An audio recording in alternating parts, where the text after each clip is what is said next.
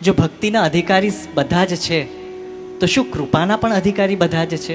ભગવદ કૃપા કોના ઉપર થાય ભક્તિ પછી? બહુ સુંદર પ્રશ્ન કે ભક્તિના અધિકારી અગર બધા છે તો કૃપાના અધિકારી બધા છે કે નહીં?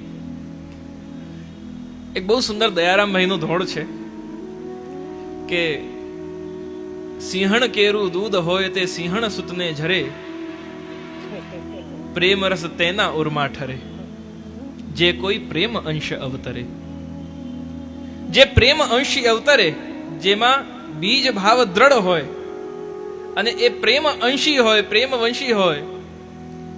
ગોપાલદાસજી વલ્લભાખ્યાનમાં પણ કહે છે, દૈવી આસુરી બે પ્રગટાવી દ્વિધા પ્રકાર પ્રભુએ.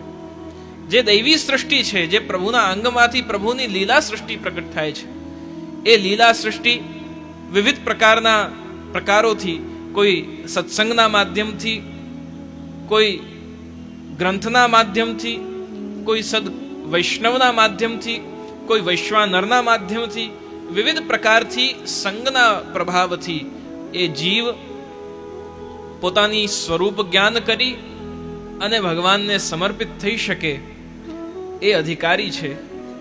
સ્વાધિકારાનુસારેણ માર્ગસ્ત્રેદા ફલાયહી શાસ્ત્રાર્થ પ્રકરણમાં શ્રી મહાપ્રભુ નિબંધમાં આજ્ઞા કરે છે કે સ્વાધિકારાનુસારેણ જે અધિકારી છે એને સ્વયં એ કોઈ પણ જગ્યાએ હોય, એવા ઘણા ઉદાહરણ છે, હમણાં એનો વિસ્તાર નથી કરવો.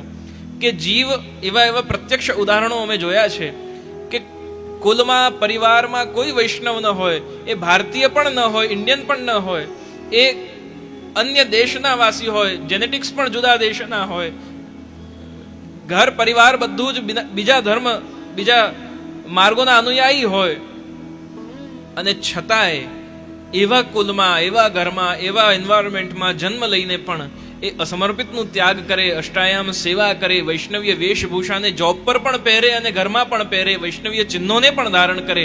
એટલે જેની ઉપર કૃપા કરવી છે એની માટે કોઈ બાધ નથી.